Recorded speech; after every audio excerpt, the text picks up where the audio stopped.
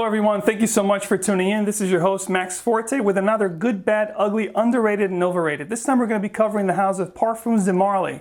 Just happens to be one of my favorite houses over the past 3.5-4 years.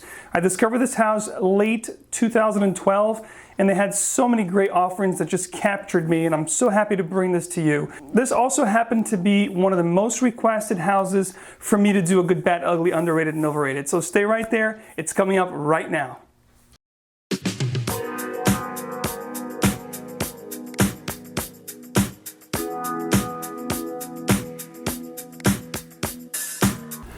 Ladies and gentlemen, welcome to another good, bad, ugly, underrated, and overrated. Today, as you saw from the beginning in the intro, we're going to be talking about the awaited and requested house of Parfums de Marly. I can't tell you how many times I was asked to do a good, bad, ugly, underrated, and overrated in this house. I'm very glad to bring this to you. Today we're going to cover these offerings, which are the offerings that I have from this house, as we always do, from left, from Pegasus, all the way over here to right, to Darcy. And I'm going to give you guys, as you see, yes, there's some offerings here from my wife. It is a very great house, so I'm going to be proud to give you my favorites as well as my wife's favorite. We're going to have some men's and women's offerings here to cover, which is great. I'm going to give you like a summarized version of the background of this company, because basically if you watched my full review on Pegasus and Harrod, which I'll have the links down in the description box, I cover the whole premise of the background of this company. So basically it's a French brand that's been around for a long time.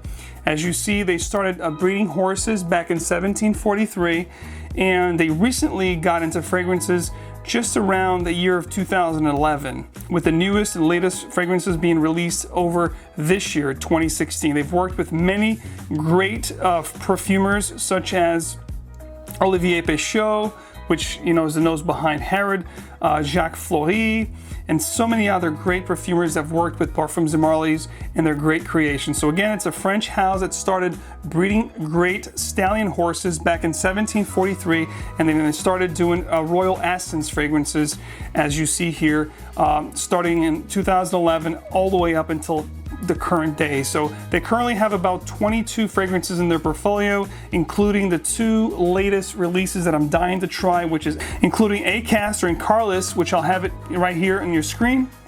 These are 2 fragrances that I'm dying to try, and they're exclusive of Harrods. These were released last year, 2015. There's another fragrance that I don't quite, I actually tried once, and it's a very nice citrus, everyday signature scent kind of thing, which is Beerly. I'm currently working on trying to get this particular fragrance into my portfolio and carry this as well, because it's a great fragrance for everyday wear, for a signature scent, for work, just upscale, high-end kind of stuff. So let's get into the good, the bad, the ugly, the underrated, and the overrated from this house. Starting here with the first one to the left, we have none other than Pegasus. Now, Pegasus gotten a lot of attention over the past few months, from last year up until this year. This is an Oriental Fougere. It's basically a blast of vanilla almond, and it gets a little bit powdery and floral. If you like fragrances that have, almond as a prominent note, this to me is kind of like in the same genre and vicinity as like Red Oud of Montal. So if you like those kind of fragrances, you're gonna love this fragrance. I absolutely adore this fragrance. It's really nice when the weather's cool. It has a very nice amber vanilla sandalwood combo in the dry down. Definitely a great compliment gather. Women seem to love this fragrance, and it's also reminiscent of Poison Hypnotic by Dior. So if you like that fragrance, you're definitely gonna love this. All right, up next we have Dolphin, which to me is a better value if you like Tuscan leather by Tom Ford. You're getting 125 mils here, which is 4.2 ounces, for less than what you would pay for a 50 mil of Tom Ford Tuscan leather. This is a leather fragrance. It's got a little bit of an malic in there, but it's really fruity, aromatic, warm, spicy, and leathery. Like, think of a suede jacket, like a very nice, soft, brand new suede leather. That's what you get with this. There's Italian cypress here up top with saffron, some dried fruits. There's rose in here. There's definitely suede and leather, some vanilla, amber, and cedar. an amazing fragrance. To me, this one here is a perfect 10. And Dolphin, if you were into the likes of Tuscan leather, those kind of fragrances, I think the fruity note, the dried fruit notes here are very prominent along with the suede leather. It's just a very beautiful, cozy, inviting kind of fragrance that I love to wear when it's really cold out. Next up, we have Ispazan. Ispazan, right here, it's an Oriental woody fragrance. This one's actually pretty, again, another one that would be great for a signature scent. It's fresh, it's spicy, there's some citrus and aromatic elements to it, and as well as an herbal element to it. I really enjoy this fragrance. There's bay leaf in there, there's sage, some orange, there's a whole bunch of citruses up top, and to dry down, it becomes a little more animalic with musk, amber, and vanilla. It transitions pretty nice. It has somewhat of a more mature feel to it, but it's definitely a really nice fragrance as a work scent or signature scent. It's definitely, a really nice fragrance if you're looking for something to just dumb reach, everyday wear. Ispazan will definitely do that. Next up, we have Dolly, or what I like to call the darling of the group. This is, criminally underrated, and the reason why people don't talk much about this fragrance, this is an Oriental Fougere, and basically what I get out of Dolly is Reflection Man. I think it's probably a little lighter, softer version of Reflection Man / Jean Paul Gaultier Le Male.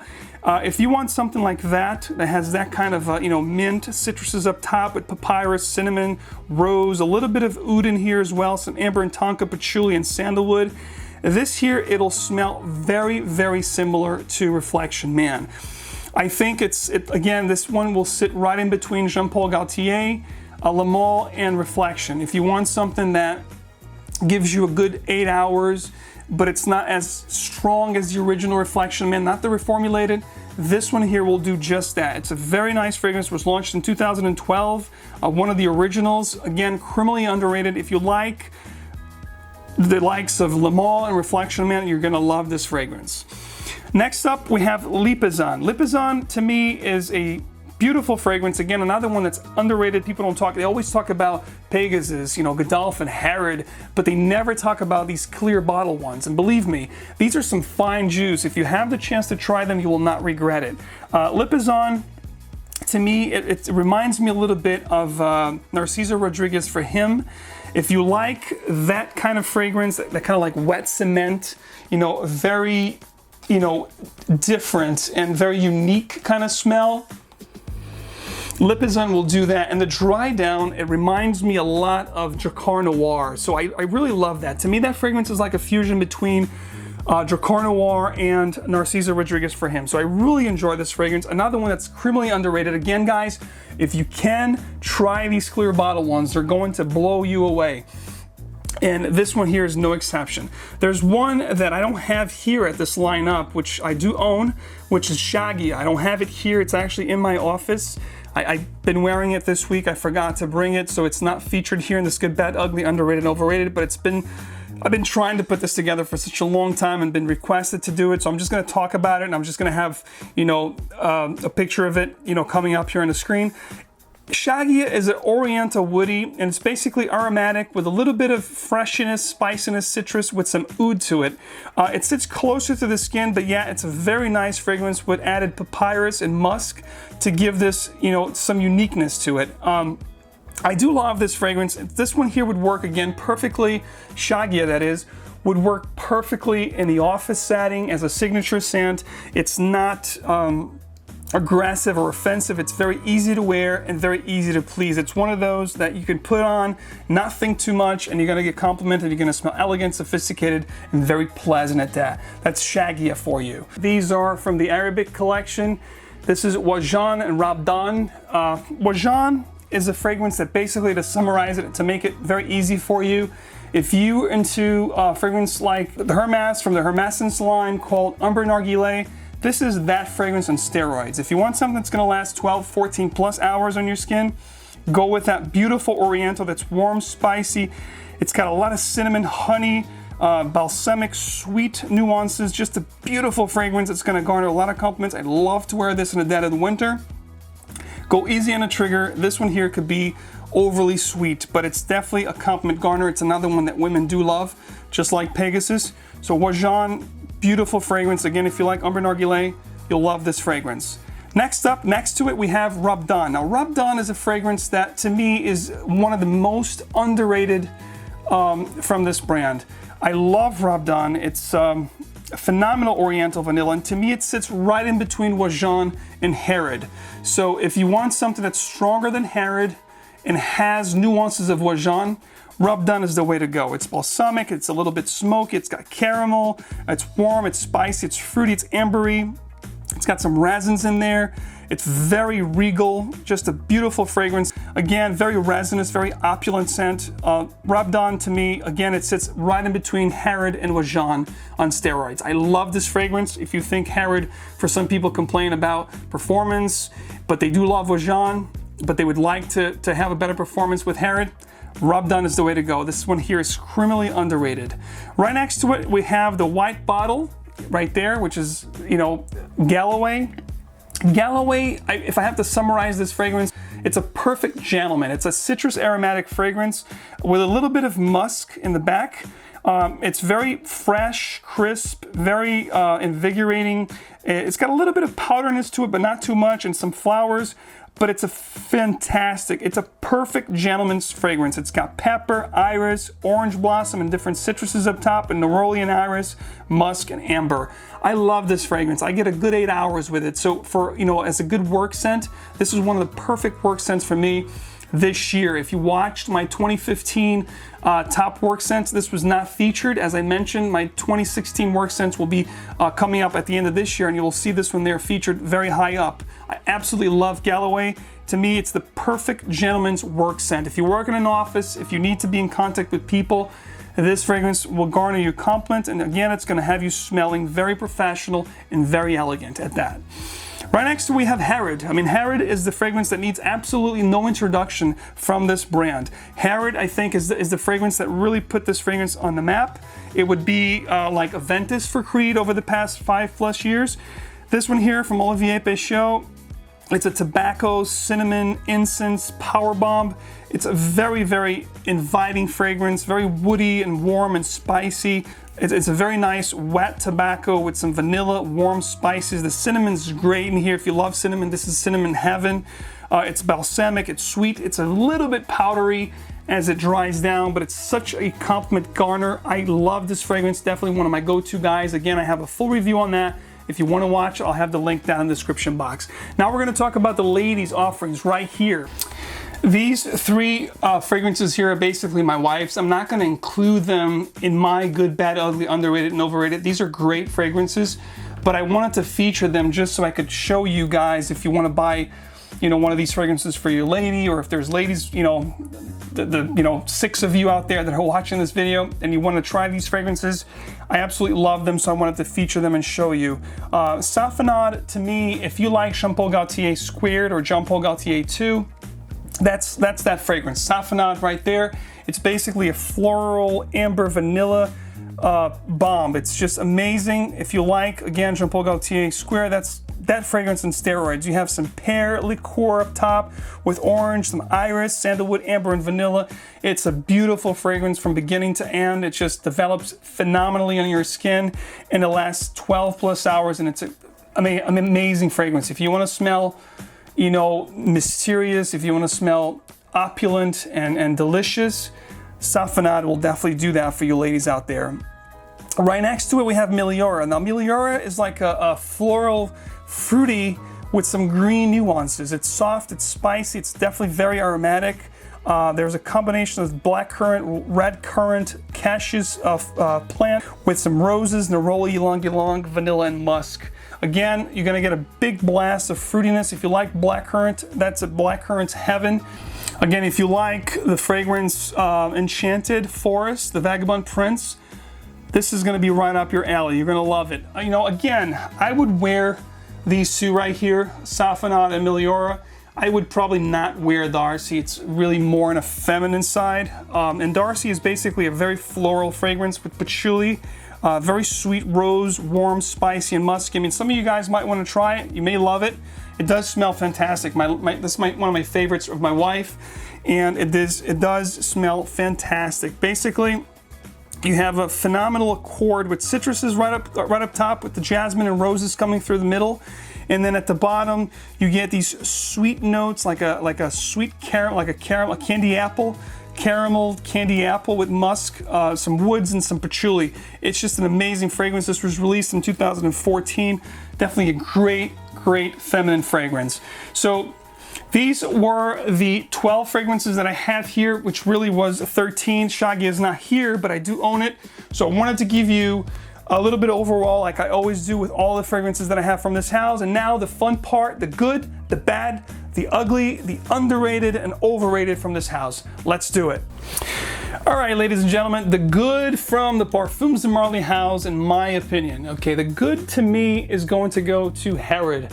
I think Herod is definitely a phenomenal fragrance. I think it's one of those, if you're gonna get into this house, I would say either start with Herod or Dolly. I think both fragrances are great, but if you're ready, if you're sick of Jean Paul Gaultier Le Male and you want something unique, something really gourmandish, woody, spicy, very sophisticated and opulent, Herod I think is the best fragrance to get yourself into this house. So it's definitely the good for me. Herod by Parfums de Marly. The bad of this fragrance, I would probably go with this one right here, Ispizan. The reason why I would say this is the bad of the house, and again, it's not a bad fragrance, it's actually pretty nice, as I mentioned to you when I was going through the whole thing. It will have, like a Dracar Noir kind of dry down with a little bit of, Narciso Rodriguez for him, but I would rather wear those fragrances by themselves. So, that's why I would give this the bad. Perhaps if it was a little bit more unique, I would give this a better rating, but it's actually a really nice fragrance. You may love it, but since I own the other two, I think that I won't be reaching out for this as much as I would like to. So that's the reason why I'm giving this one the bad, but it is a really nice fragrance. Now, the ugly of the house, I would probably have to go with Lipizan. Lipizan, again, it's going to give you that old school vibe, that fougere kind of fragrance, but it sits a little closer to the skin, doesn't do much. So, as far as like performance goes, so I guess Lipizan would be the ugly for me from the bunch. If I had to pick one, this was probably the one that I reached out the least. So I would definitely pick Lipizan as the ugly from the house. Again, very hard to choose. It is a very nice fragrance as well. Love to wear it for work, for casual. It's a good fragrance, easy to wear, but again, there's other options out there. And if I want that kind of a genre, that kind of an aromatic fougere, I would really, at that point, reach out for something more old school that would give me a little bit more of a projection than sitting so close to the skin as this one does. So that would be the ugly. Now, the overrated and the underrated. So let's start with the underrated. I think for me, it's a no-brainer. The most underrated fragrance from this house is definitely Rub'Dan. I think Rub'Dan is criminally underrated, not talked about. Everybody, from the Arabic collections, Wajan, and in general, it's usually Herod, the one that gets talked about the most. But I gotta tell you, Rub'Dan is a phenomenal, iconic scent. If you wear that fragrance once, you will never look back. That fragrance, to me, again, it's a combination between Wajan and Herod. It's got elements and components of both of these fragrances. It is so underrated. Think about Wajan and then add the Herod, tobacco, woody spiciness to it, add the caramel and the dried fruity nuances and some of the resins and the saffron that you get with this. It's like a combination of both and maybe some leather nuances to it. I think Rub'Dan, to be honest with you, it's definitely on my top 3 favorites from this house, and I really think this is underrated, phenomenally underrated, and that's why I'm giving this the most underrated from the house. Now, the most overrated, I will have to give it also to the one that's the good of the house, and this is probably one of the first time that this happens, which is going to be Herod. I think Herod is also very overrated to a certain degree.